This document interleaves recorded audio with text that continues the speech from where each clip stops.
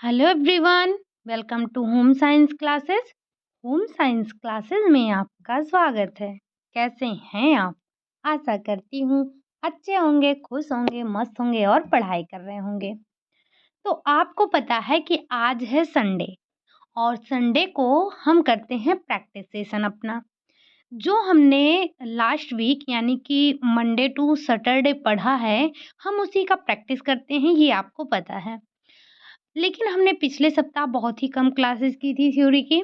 2 दिन आपकी क्लास बंद ही थी, फिर 1 दिन हमने प्रैक्टिस कर लिया था।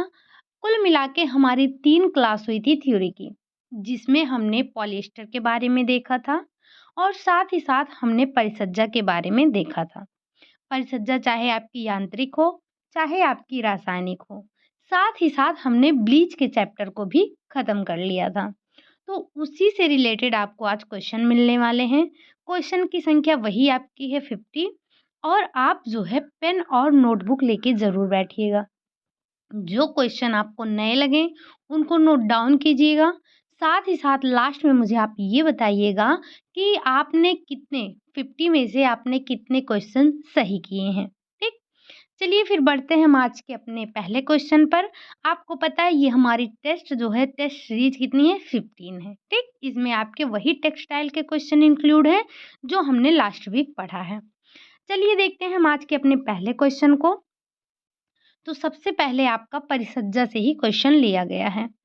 तो कुछ आवश्यक परिचर्याएं लगभग सभी प्रकार के ग्रे गुड्स पर की जाती हैं। सबसे पहले आपको ध्यान क्या रखना है कि ये ग्रे गुड्स क्या होते हैं। तो आपको पता है, हमने पता नहीं कितनी बार ये चर्चा कर लिया है कि जो करघे से उतरा हुआ कपड़ा होता है वही आपका ग्रे गुड्स कहलाता है। अब यहाँ पर बोला जा रहा है कि कुछ आवश्यक परिचर्याएं ऐसी होती हैं जो सभी प्रकार के ग्रे गुड्स पर की जाती हैं, मतलब कि जो आपके कपड़े उतरते हैं करघे से उन पर की जाती हैं। तो वो कौन-सी परिसज्जाएँ हैं, आपको बताना है। तो पहला इसमें आ जाता है आपका सजावटी परिसज्जा कहते हैं, बनावटी परिसज्जा कहते हैं, आधारभूत परिसज्जा कहते हैं या फिर इनमें से कोई नहीं। मतलब जो आप सभी वस्त्रों पर कुछ आवश्यक परिसज्जाएँ करते हैं, उन्हें आप क्या कहते हैं? तो आपको पता है उन्हें हम आधारभूत परिसज्जाएँ कहते हैं। मतलब जो हमारी आधारभूत परिसज्जाएँ होती हैं, वो हम सभी वस्त्रों पर करते हैं, है ना? अब आप मुझे बताइए कि आधारभूत परिसज्जाओं में आपके कौन-कौन से परिसज्जा आ जाते हैं? आपने अभी कल ही यानी कि परसों और कल मिला के आपने परिसज्जा के बारे में पढ़ा है। तो एक बार आप कमेंट बॉक्स में मुझे छाप दीजिए कि कौन-कौन सी परिसज्जाएँ ऐसी हैं जो आपकी आधारभूत परिसज्जा के अंतर्गत आती हैं। मुझे उम्मीद है कि आप में से काफ़ी लोग इसका जवाब ज़रूर देंगे और अच्छा भी लगता है कि आप एक्टिव होते हैं, जो क्वेश्चन आपसे पूछा जाता है उसका जवाब आप देते हैं। अगला क्वेश्चन है आपका, कुटाई परिसज्जा के द्वारा क्या किया जाता है? मतलब आपने देखा था ना क्या करते हैं आप बीटलिंग परिसज्जा करते हैं। तो जो कुटाई परिसज्जा किया जाता है उसके द्वारा आप करते क्या हैं? वस्त्र की सतह पर उठे रोएँ को काटा जाता है, वस्त्र की सतह पर रोएं उठाया जाता है, वस्त्र पर लगे दाग धब्बे को छुड़ाया जाता है या फिर अनुकृत वाले वस्त्र को तैयार किया जाता है। तो आपको पता है कि हम बीटलिंग परिसज्जा के द्वारा क्या करते हैं, तो अपनी जो सतह होती है उसे चिकना बनाते हैं, यानी कि हम वस्त्र की सतह को रोएं काटते हैं, काट कर उसे चिकना बनाते हैं। ठीक, तो ये हमारा इसका पहला आंसर जो है वो पहला ऑप्शन क्या है वो राइट आंसर हो जाएगा आपका।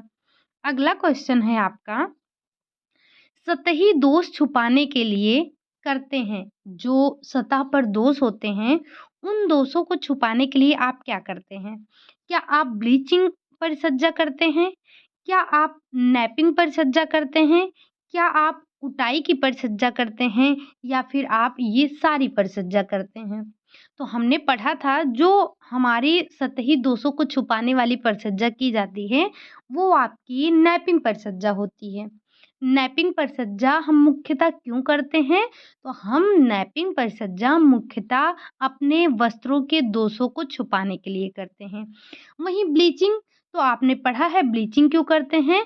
ब्लीचिंग हम करते हैं अपने वस्त्रों पर सफ़ेदी लाने के लिए।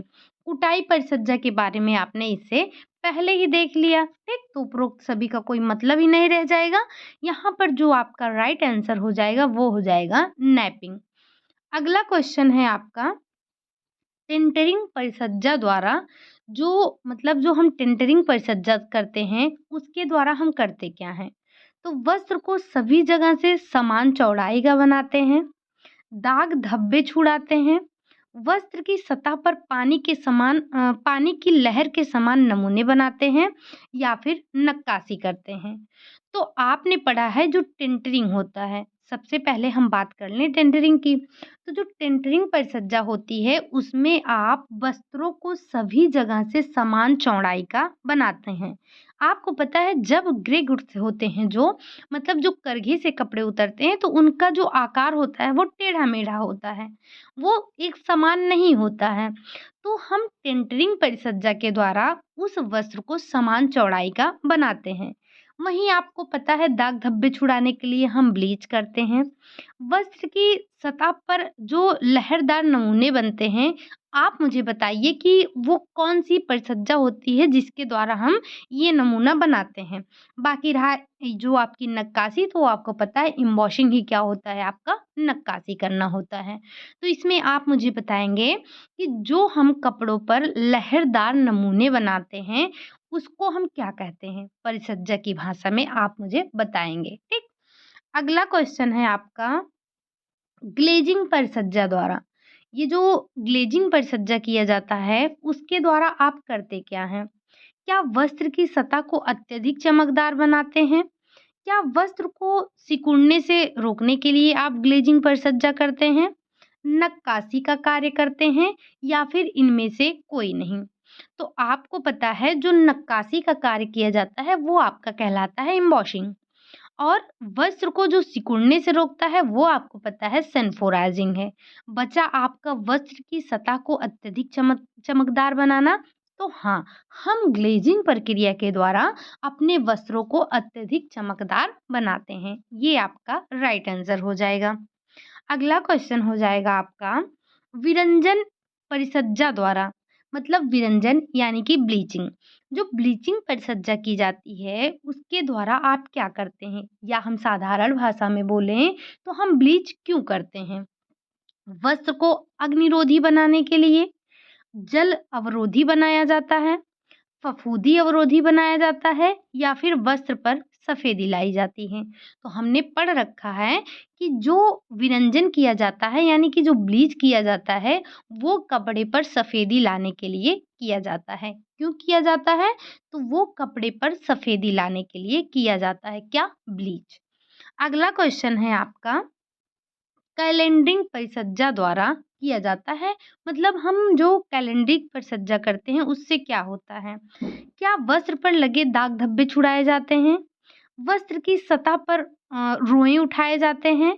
वस्त्र की सतह को चिकना, चमकदार, कोमल बनाया जाता है या फिर उनकी रचना को सघन किया जाता है? तो आपने पढ़ा था क्या कि जो कैलेंडरिंग प्रोसेस होता है इसका मतलब वही होता है जैसे जो हम कपड़े को घर पर इस्त्री करते हैं। इस्त्री यानी कि प्रेस करते हैं। तो हम कपड़े को क्यों प्रेस करते हैं? ताकि हमारा कपड़ा जो है वो क्या हो, चिकना हो, चमकदार हो, कोमल हो। तो यही करने के लिए हम घर पर इस्त्री करते हैं। वहीं हमने आपको बताया था कि जो कैलेंडरिंग प्रोसेस होती है वो भी इस्त्री करने की ही एक प्रक्रिया होती है, लेकिन ये आपका होता है व्यावसायिक स्तर पर, ठीक? तो जो आपका कैलेंडरिंग प्रोसेस होता है उसके द्वारा आप जो है वस्त्र को चिकना, चमकदार, कोमल बनाते हैं। अब आप मुझे बताएँगे कि 1 मिनट में आप कितने मीटर वस्त्र को इस्त्री करते हैं? जो आपका कैलेंडरिंग प्रोसेस है या कैलेंडरिंग जो परिसज्जा है, इसमें आप 1 मिनट में कितने मीटर वस्त्र को आप इस्त्री करते हैं? ये हमने आपको बताया था, आप मुझे कमेंट करके एक बार ज़रूर बताइएगा, ठीक? अगला क्वेश्चन है आपका, अवकारक विरंजक पदार्थ में प्रमुखता होती है। आपने विरंजक 2 प्रकार के पढ़े थे। एक पढ़ा था आक्सीकारक, दूसरा आपने पढ़ा था जो है आपका अवकारक विरंजक।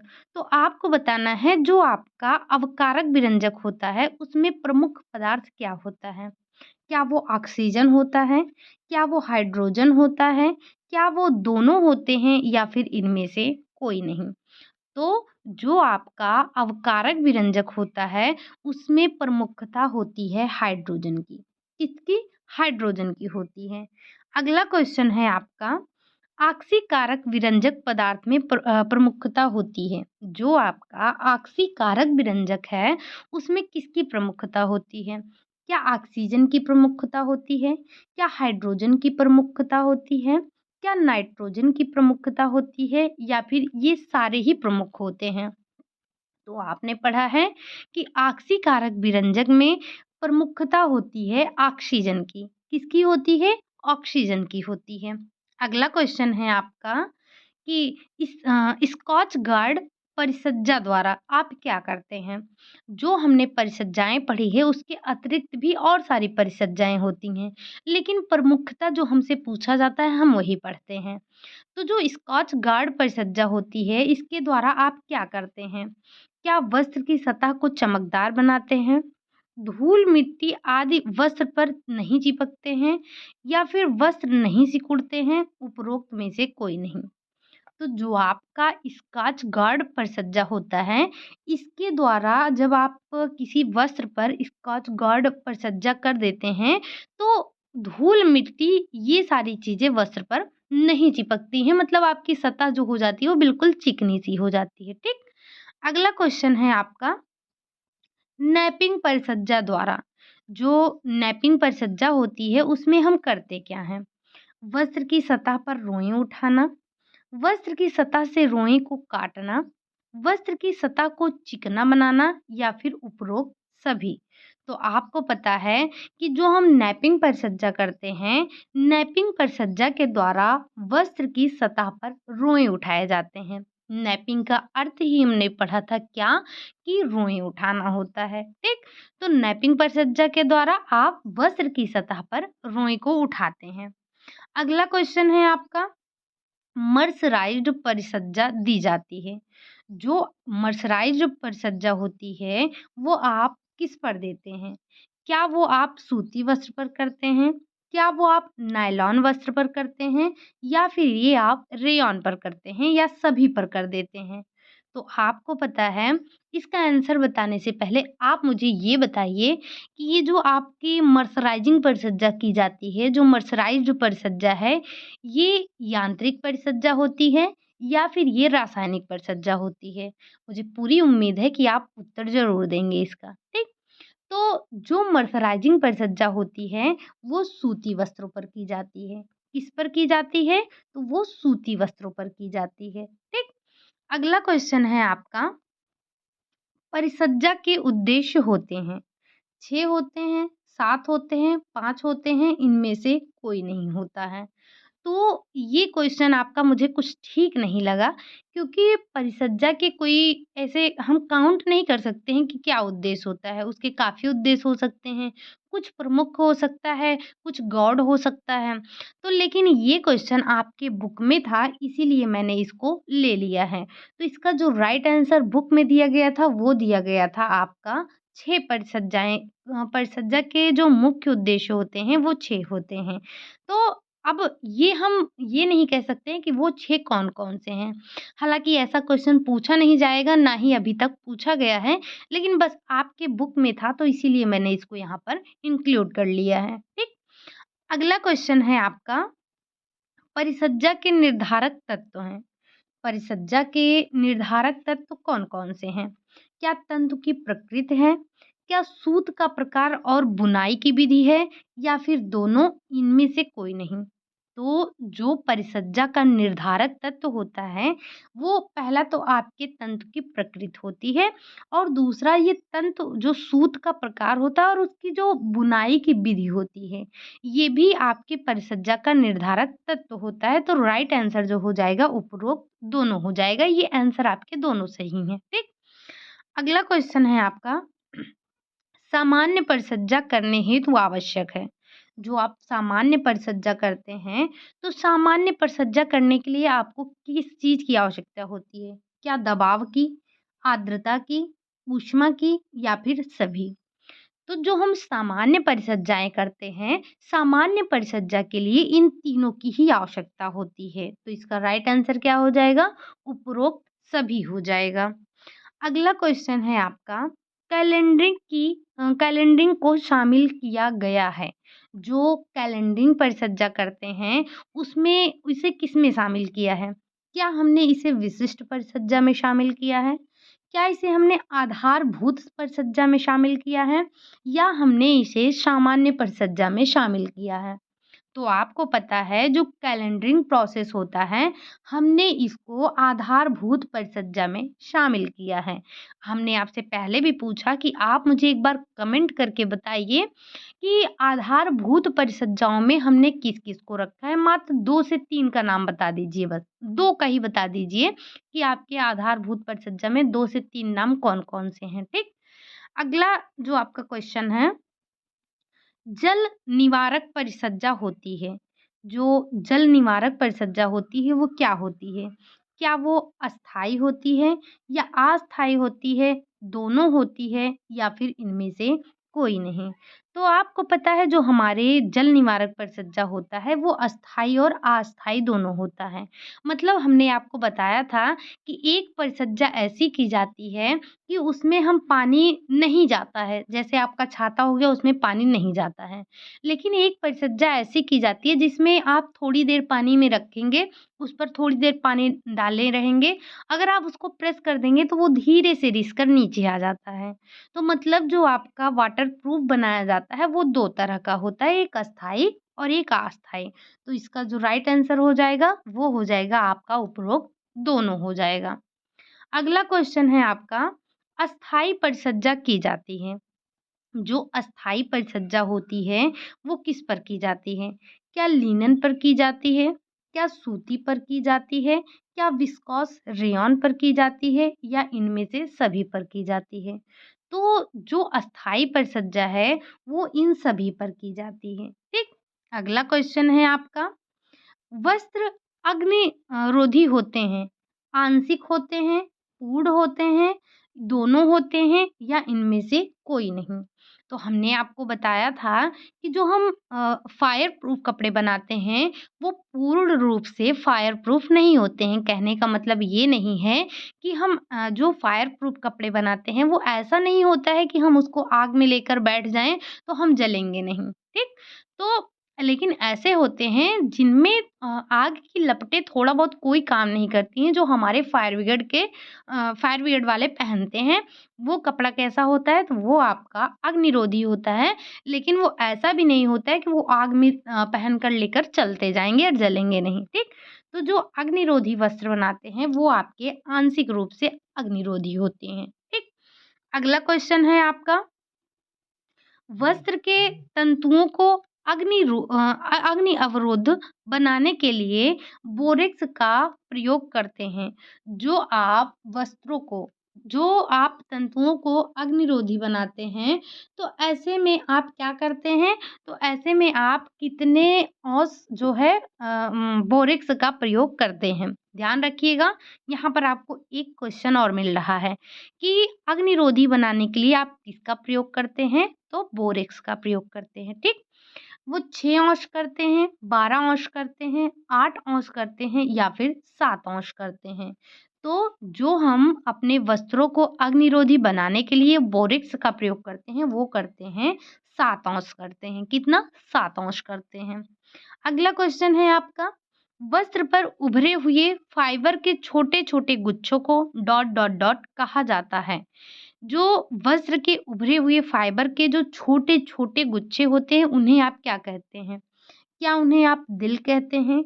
क्या आप उन्हें पिल कहते हैं? या फिर आप उन्हें पील कहते हैं? ये पीला नहीं, पील है। उपरोक्त में से कोई नहीं। तो जो वस्त्रों पर उभरे हुए फाइबर के छोटे-छोटे गुच्छे होते हैं, उनको हम पिल बोलते हैं। क्या बोलते हैं? पिल बोलते हैं। अगला क्वेश्चन है आपका कि पिलिंग की क्रिया को रोकने के लिए आवश्यक है। जो पिलिंग की प्रक्रिया है, उसको रोकने के लिए क्या आवश्यक है? क्या शीयरिंग आवश्यक है? ब्रूशिंग आवश्यक है? सीजिंग आवश्यक है या फिर ये सभी?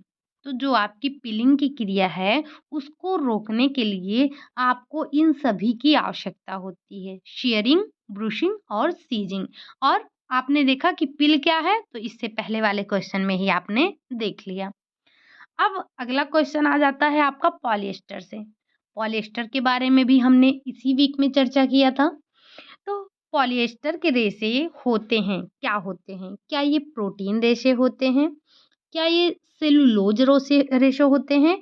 या फिर लंबी कड़ी वाले पॉलीमर होते हैं? या फिर इनमें से कोई नहीं?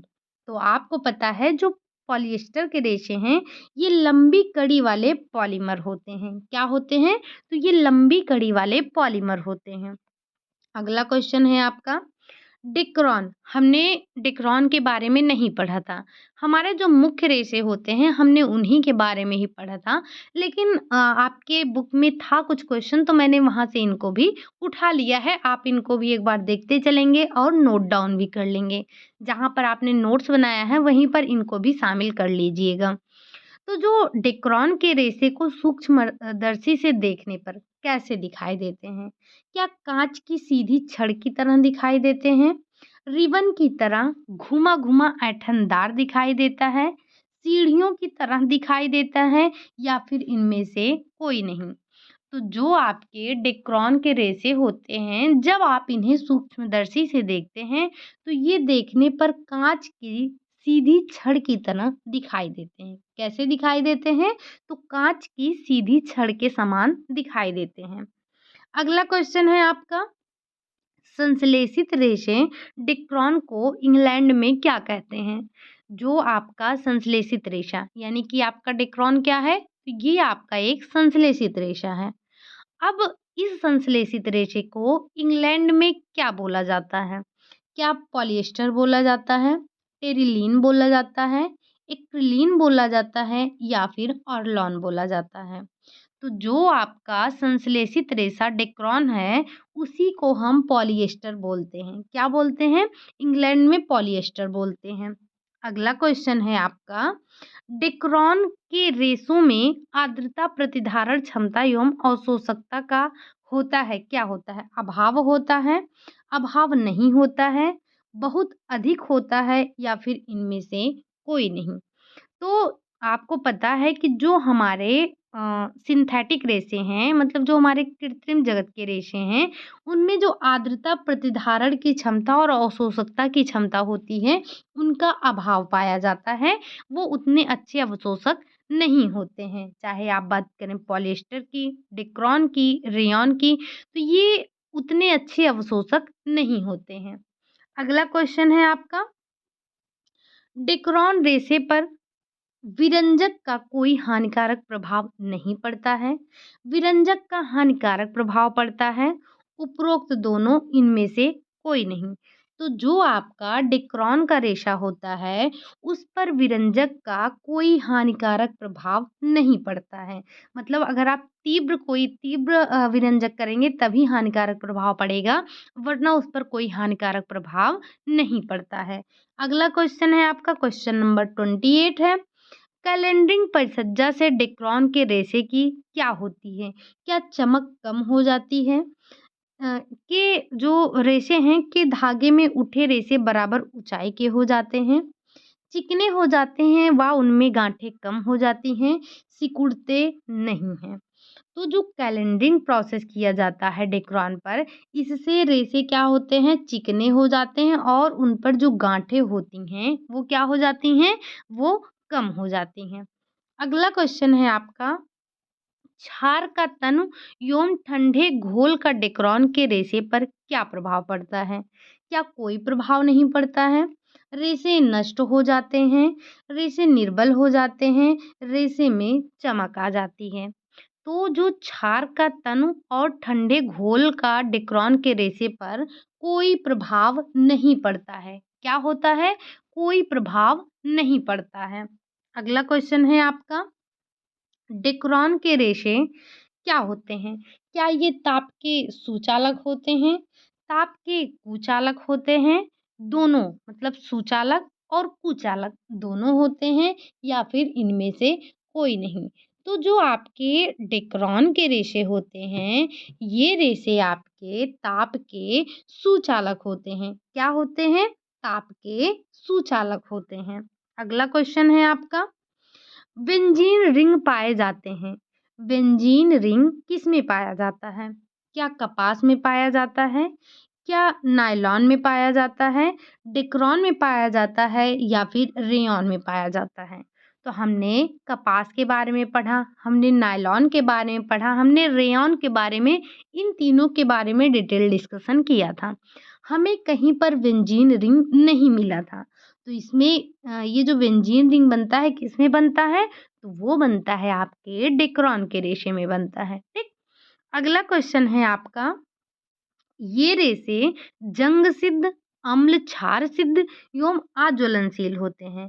मतलब कौन से रेशे ऐसे होते हैं, इनमें से ऐसा कौन सा रेशा है जिस पर जंग, अम्ल क्षार, ज्वलन, धूप, शीत इन सब का कोई प्रभाव नहीं पड़ता है? क्या वो कपास के रेशे हैं? क्या वो नायलॉन के रेशे हैं? क्या वो रेशम के रेशे हैं या फिर वो एस्बेस्टॉस के रेशे हैं? तो आपने पढ़ा था, हमने ये सारी विशेषताएँ कहाँ पर देखी थी कि वो उनका अम्ल क्षार का कोई प्रभाव नहीं पड़ता है, जंग का कोई प्रभाव नहीं पड़ता, अज्वलनशील होता है, कीड़े-फफूंदी नहीं लगते हैं, पसीने का कोई प्रभाव नहीं पड़ता है। मतलब हर चीज़ ये जो है किसी भी चीज़ से प्रभावित नहीं होता है।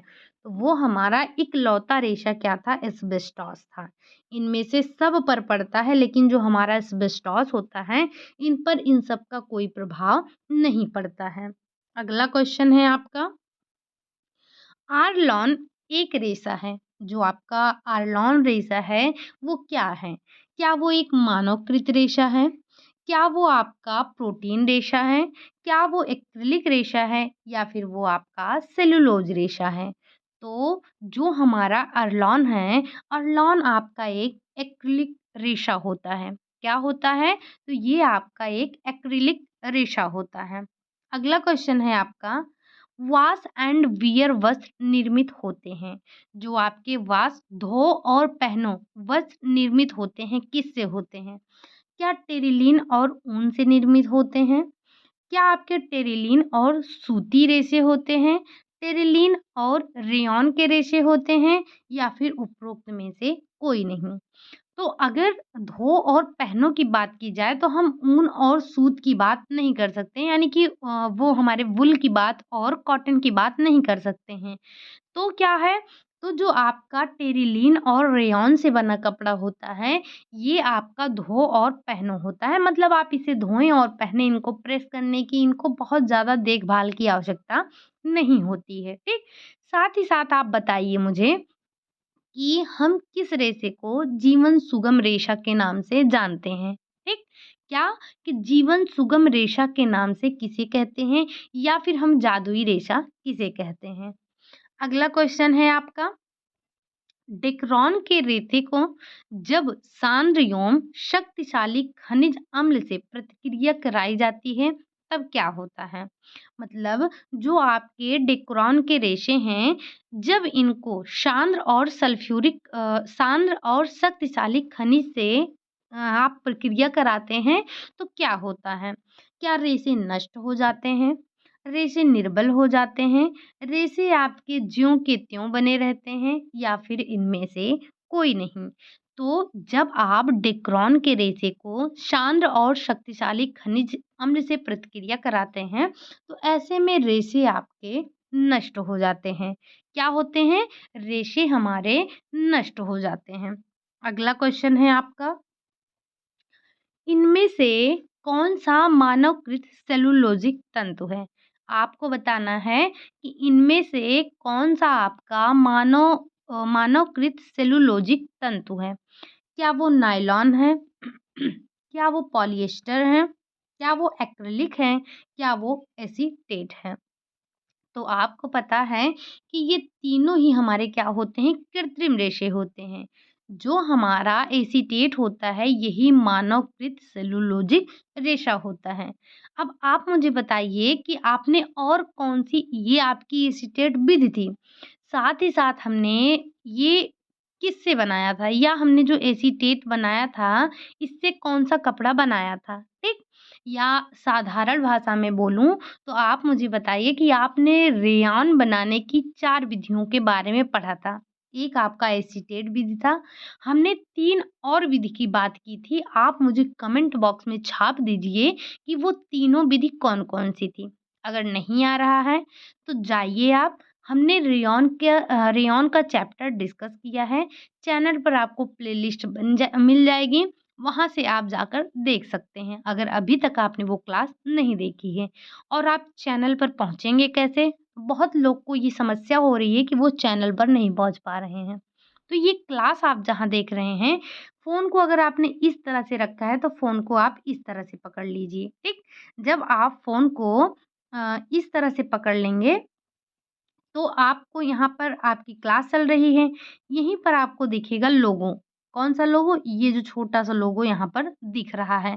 सेम लोगो आपको दिखेगा, आप जैसे ही उस लोगो पर क्लिक करेंगे यहाँ पर, तुरंत आप पहुँच जाएँगे चैनल पर, और वहाँ पर आपको एक होम का ऑप्शन मिलेगा, एक वीडियो का मिलेगा, एक प्लेलिस्ट का मिलेगा और एक कम्युनिटी का मिलेगा।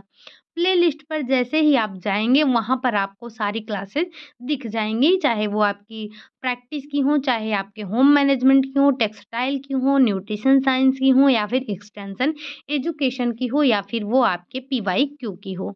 तो सारी जो है आपकी प्लेलिस्ट मिल जाएगी, ठीक? तो यहाँ पर जो आपका राइट आंसर था, क्या था? एसीटेट था। अगला क्वेश्चन है आपका, खिलाड़ियों द्वारा पहने जाने वाले वस्त्र के लिए काम में आने वाला तंतु है। मतलब जो कपड़े खिलाड़ी पहनते हैं, उनके लिए जिन वस्त्रों का हम निर्माण करते हैं, उनमें हम किस रेशे का या फिर किस तंतु का प्रयोग करते हैं? क्या वो स्पैंडेक्स है? क्या वो काँच युक्त होता है, धातु युक्त होता है, या फिर वो कार्बन युक्त होता है? तो आपको पता है कि जो खिलाड़ियों के लिए कपड़े बनाए जाते हैं, उनके कपड़े स्पैंडेक्स के बने होते हैं, जिससे ये फैलते हैं, और ये जो है जो खिलाड़ी होते हैं, उनके पूरे शरीर में उनके बॉडी के आकार का हो बन जाता है, ये कपड़ा जैसे पहनते हैं, उनके बॉडी के आकार का हो जाता है, फिट रहता है। तो हम खिलाड़ियों के जो वस्त्र बनाते हैं, उसमें कौन से तंतु का उपयोग करते हैं? तो उसे कहते हैं स्पैंडेक्स, ठीक? अगला क्वेश्चन आ जाता है आपका। अगला क्वेश्चन क्या है? तो रेशा जो अग्नि से प्रभावित नहीं होता है, अम्ल का असर नहीं होता है, वह होता है।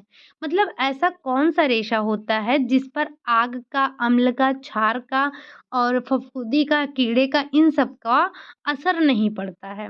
क्या वो सीसा है? क्या वो सोना है? क्या वो एस्बेस्टॉस है? या फिर वो डेक्रोन है? तो आपको पता है कि हमारा एस्बेस्टॉस ही ऐसा रेशा है जिस पर ना तो आग का, ना तो पानी का, ना तो अम्ल का, ना तो क्षार का, ना ही धूप का, ना पसीने का, ना ब्लीच का, ना किसी भी चीज़ का कोई प्रभाव नहीं पड़ता है, ठीक? अगला क्वेश्चन है आपका, उस फाइबर का नाम बताइए जो डाइहाइड्रिक अल्कोहल और डाइकार्बोक्सिलिक अम्ल के साथ प्रक्रिया करके बनाया जाता है। मतलब आपको ये बताना है कि हम ऐसे ऐसे किस तंतु का निर्माण करते हैं जिसमें हम डाइहाइड्रिक अल्कोहल और डाइकार्बोक्सिलिक अम्ल का प्रयोग करते हैं। क्या वो आपका पॉलिएस्टर है? क्या वो आपका नायलॉन है? क्या वो आपका रेयॉन है, या फिर वो आपका लिनन है? तो लिनन तो दूर-दूर तक कोई इससे मतलब ही नहीं है। रह गया आपका रेयॉन और नायलॉन और पॉलिएस्टर। तो ये तीनों क्या होते हैं? ये तीनों ही आपके कृत्रिम रेशे होते हैं और इनको हम रसायन से बनाते हैं, ठीक? लेकिन जो आपका रेयॉन होता है, इसमें आपका 50% सेलुलोज़ होता है और 50% ही आपका क्या होता है? रसायन होता है। लेकिन ये जो आपके नायलॉन और पॉलिएस्टर होते हैं, ये आपके रसायन से निर्मित किए जाते हैं। तो जो आपका पॉलिएस्टर होता है, पॉलिएस्टर किससे बनता है? तो पॉलिएस्टर जब आप बनाते हैं, पॉलिएस्टर बनाने के लिए आपको डाइहाइड्रिक अल्कोहल और डाइकार्बोक्सिलिक अम्ल के साथ प्रतिक्रिया करवानी होती है, तब आप जाकर किसका निर्माण करते हैं? पॉलिएस्टर का निर्माण करते हैं। अगला क्वेश्चन है आपका कीड़ों तथा फफूंदी से निम्नलिखित में से कौन सबसे कम प्रभावित होता है? मतलब आपको ये बताना है कि इसमें से ऐसा कौन-सा रेशा है जो आपका कीड़ों से और फफूंदी से कम प्रभावित होता है? क्या वो वानस्पतिक तंतु हैं? क्या वो पुनर्निर्मित सेलुलोज हैं? क्या वो जांतव रेशे हैं? या फिर वो आपके संश्लेषित रेशे हैं? तो आपको पता है कि जितने भी हमारे संश्लेषित रेशे बोले या हम इन्हें ताप सुनम्य रेशा बोलें या हम इन्हें कृत्रिम रेशा बोलें या इन्हीं को हम सिंथेटिक फाइबर बोलें, तो जितने भी आपके संश्लेषित तंतु होते हैं, ये कीड़े और फफूंदी से बहुत कम प्रभावित होते हैं। इन पर जल्दी से कीड़े और फफूंदी का प्रभाव नहीं पड़ता है। अगला क्वेश्चन है आपका, प्लास्टिक रेशा है। इसमें से आपका कौन-सा ऐसा रेशा है जो प्लास्टिक का है? क्या वो आपका रेयॉन है? क्या वो आपका नायलॉन है? क्या वो आपका अरलॉन है? या फिर वो आपका डिक्रॉन है? तो आपने क्या देखा है, नायलॉन और रेयॉन के बारे में तो आपको पता ही है। अब बचा आपका डिक्रॉन और अरलॉन। तो आपका जो प्लास्टिक रेशा है वो है आपका अरलॉन, जो होता है ये आपका प्लास्टिक रेशा होता है, ठीक? अगला क्वेश्चन है आपका, सूती कपड़े को निम्न द्वारा सिकुड़ने से बचाया जाता है। जो आपका कॉटन का कपड़ा होता है, उस पर आप कौन सी परिचर्या करेंगे तो वो सिकुड़ने से बचेगा? क्या मर्सराइजेशन से, सनफोराइजिंग से, फेल्टिंग से या फिर कैलेंडरिंग से? तो आपको पता है कि वस्त्रों को सिकुड़ने से कौन बचाता है? वो बचाता है आपका सनफोराइजिंग। अब आप मुझे बताइए कमेंट करके कि ये जो आपका सनफोराइजिंग है, क्या ये यांत्रिक परिसज्जा है या फिर ये आपका रासायनिक परिसज्जा है? आपसे जितने भी क्वेश्चन पूछे जा रहे हैं, सबका जवाब ज़रूर दीजिएगा। मुझे उम्मीद है कि आप में से काफ़ी लोग ऐसे हैं जो जवाब ज़रूर देंगे, ठीक? अगला क्वेश्चन है आपका, मर्सराइजिंग परिचर्या से होता है। जब आप मर्सराइजिंग परिचर्या करते हैं, हालाँकि मैंने पहले भी ये क्वेश्चन पूछा है कि जो मर्सराइजिंग परिचर्या है क्या है? क्या ये यांत्रिक है या फिर रासायनिक है? अगर आपने अभी तक जवाब नहीं दिया है तो वापस जवाब दे दीजिएगा कि ये जो मर्सराइजिंग परिचर्या है ये क्या है? क्या ये रासायनिक है या फिर यांत्रिक है? चलिए बढ़ते हैं अपने क्वेश्चन की तरफ। तो मर्सराइजिंग परिचर्या से होता है, क्या होता है? क्या मजबूती में बढ़ोतरी होती है? चमक में बढ़ोतरी होती है? पानी सोखने की क्षमता में बढ़ोतरी होती है या फिर रोएदार सतह होती है? तो आपको पता है कि हम मर्सराइजिंग परिचर्या क्यों करते हैं? क्योंकि हमें अपने वस्त्रों की चमक में बढ़ोतरी करना होता है। वस्त्रों की चमक को बढ़ाने के लिए हम क्या करते हैं?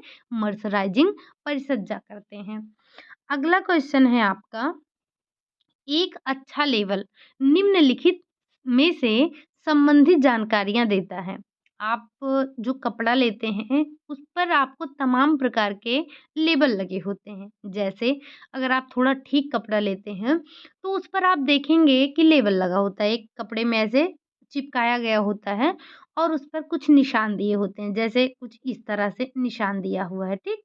ऐसे बना है या फिर आपका कुछ इस तरह से ऐसे करके आपका ऐसे बना है, कुछ इस तरह से बना है, ठीक? और कुछ आपका ऐसे बना है, कुछ इस तरह से बना है, कुछ इस तरह से बना है, ठीक? तो ये क्या होते हैं? इन्हें हम बोलते हैं केयर सिंबल।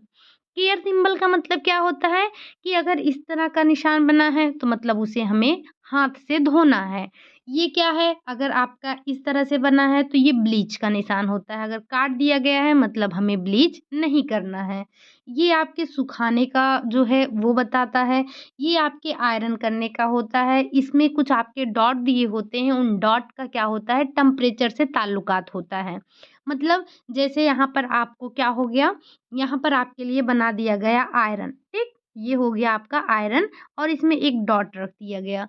तो इसका मतलब ये है कि आपको कपड़े को आयरन करना है, इस्त्री करना है, प्रेस करना है, लेकिन उस पर टेम्परेचर कितना रहेगा? 30 डिग्री। 1 डॉट का मतलब होता है 30 डिग्री, 2 डॉट का मतलब क्या होता है? 40 डिग्री। तो ऐसे-ऐसे डॉट बढ़ते जाते हैं और आपकी डिग्री भी बढ़ती जाती है।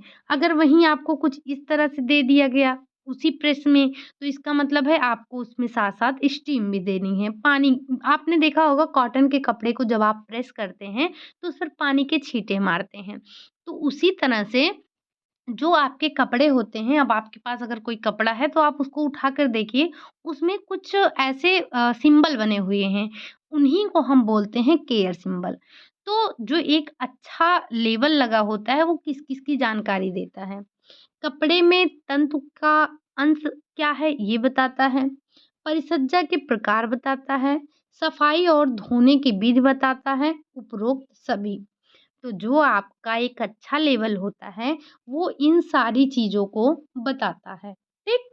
अगला क्वेश्चन है आपका, सूती कपड़े की चमक, सख्त, रंगने की योग्यता को बढ़ाने के लिए रासायनिक परिचर्या की जाती है। इसमें से आपको बताना है कि कौन-सी रासायनिक परिचर्या की जाती है, जिससे जो आपके कॉटन के कपड़े हैं, उनकी चमक, उनकी सख्त, उनके रंग की योग्यता में वृद्धि हो जाए। क्या फुलिंग प्रोसेस है, नैपिंग है, ब्लीचिंग है या फिर मर्सराइजिंग है? तो आपको पता है कि कपड़ों की चमक को बढ़ाने के लिए, शक्ति को बढ़ाने के लिए हम मर्सराइजिंग परिचर्या करते हैं। अगर आपने अभी तक क्वेश्चन का जवाब नहीं दिया तो आंसर आपको यहीं पे मिल गया कि जो हमारी मर्सराइजिंग परिचर्या है वो क्या है? वो रासायनिक परिचर्या है, ठीक? अगर नहीं जवाब दिया है तो अब दे दीजिए।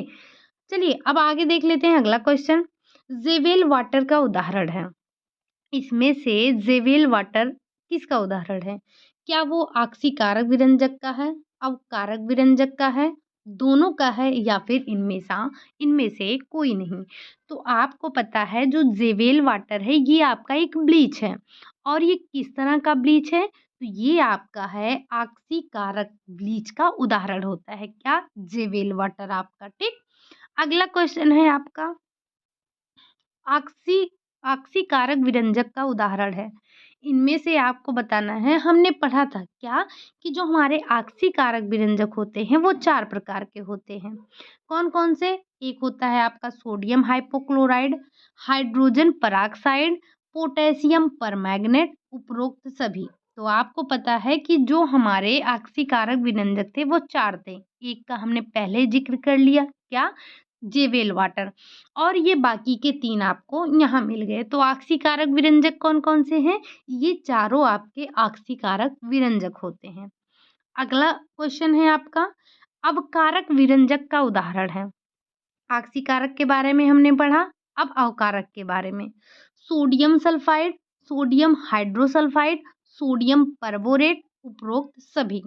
तो आपने पढ़ रखा है अवकारक विरंजक 3 थे, sodium bisulphide, sodium hydrosulphide, sodium perborate, उपरोक्त सभी। तो ये तीनों ही हमारे क्या थे? अवकारक विरंजक के उदाहरण थे। और हमने देख लिया जो हमारे ऑक्सीकारक विरंजक थे वो 4 थे। पिछले 2 क्वेश्चन में हमने उन चारों के बारे में डिस्कस कर लिया। अगला क्वेश्चन जो है आपका, सूती एवं लिनन के लिए उपयोगी विरंजक होता है। जो आपके सूती और लिनन के वस्त्र होते हैं, उनको ब्लीच करने के लिए अच्छा ब्लीच कौन-सा होता है? उपयोगी ब्लीच कौन-सा होता है? क्या वो सोडियम हाइपोक्लोराइड होता है, ज़ेवेल वाटर होता है या फिर ये दोनों होते हैं? इनमें से कोई नहीं। तो हमने देखा था, क्या देखा था? हमने देखा था कि जो हमारे सूती और लिनन के वस्त्र होते हैं, उन पर हम ज़ेवेल वाटर यानी कि सोडियम हाइपोक्लोराइड, ये दोनों आपके एक ही हैं। इन्हीं का प्रयोग करके हम क्या करते हैं, सूती और जो है आपके सूती और लिनन वस्त्रों पर ब्लीच करते हैं।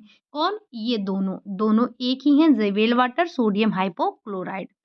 अगला क्वेश्चन है आपका और आज का लास्ट क्वेश्चन है। विरंजक का कार्य होता है, यानी कि जो हम ब्लीच करते हैं, ब्लीच का क्या कार्य होता है? ब्लीच क्यों करते हैं? क्या वस्त्रों को रंगीन बनाने के लिए, वस्त्रों में सफ़ेदी लाने के लिए, वस्त्र पर रोएँ उठाने के लिए या उपरोक्त सभी। तो आपने पढ़ रखा है कि ब्लीच ब्लीच ब्लीच, हम ब्लीच क्यों करते हैं? तो ब्लीच करने का मुख्य उद्देश्य होता है वस्त्रों पर सफ़ेदी लाना, जो दाग धब्बे हैं उनको छुड़ाना। जब हमारे वस्त्र करघे से उतारे जाते हैं तो उस पर तमाम प्रकार के ग्रीस लगे होते हैं, तेल लगे होते हैं, दाग धब्बे लगे होते हैं, तो उन सभी को छुड़ाने के लिए जो मटमैला रंग होता है, पीलापन होता है, इन सभी को दूर करने के लिए हम क्या करते हैं? तो हम ब्लीच का उपयोग करते हैं, ठीक? तो ये थे आज आपके 50 क्वेश्चन। उम्मीद है कि क्वेश्चन आपको अच्छे लगे होंगे, समझ में भी आए होंगे। तो हमने तीनों अपने टॉपिक को कवर किया, क्या? चाहे वो पॉलिएस्टर हो, चाहे आपका फिनिशिंग हो, चाहे आपकी ब्लीचिंग हो, हमने इन तीनों को कवर अप कर लिया है। अब कल हमें पढ़ना है रंगाई के बारे में। कल से हमारी स्टार्ट हो रही है रंगाई छपाई। रंगाई छपाई का चैप्टर बहुत ध्यान से पढ़िएगा, थोड़ी कॉम्प्लिकेटेड है लेकिन क्वेश्चन बहुत बनते हैं। आपने देखा होगा जो आपके पिछली बार क्वेश्चन आया था या फिर आप हाल-फिलहाल के कोई भी एग्ज़ाम के क्वेश्चन उठाकर देख लीजिए, तो आपके डाई प्रिंटिंग यहाँ सबसे बहुत ज़्यादा क्वेश्चन पूछे जाते हैं, ठीक?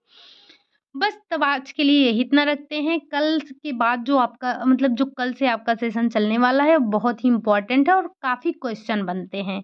तो आप जो थ्योरी की क्लास होगी उसे भी मत मिस कीजिएगा और जो प्रैक्टिस होगा उसको भी मत मिस कीजिएगा, ठीक? मैं आपको पहले ही आगाह कर दे रही हूँ, अगर आप छोड़ना भी चाह रहे हो तो मत छोड़िएगा, ठीक?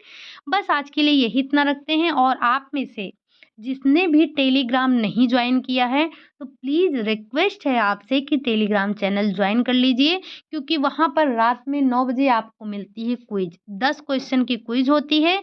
अगर आप उसे सॉल्व करते हैं तो अपनी तैयारी को थोड़ा मजबूत बनाएँगे और जो क्वेश्चन बनाने में मेहनत लगती है वो भी सफल हो जाएगी। तो बस आज के लिए यही इतना रखते हैं। क्लास आपको कैसी लगी? अगर अच्छी लगी हो तो लाइक करें, चैनल को सब्सक्राइब करें, कमेंट ज़रूर कीजिएगा। मिलते हैं नेक्स्ट क्लास में, तब तक के लिए बाय बाय, टेक केयर।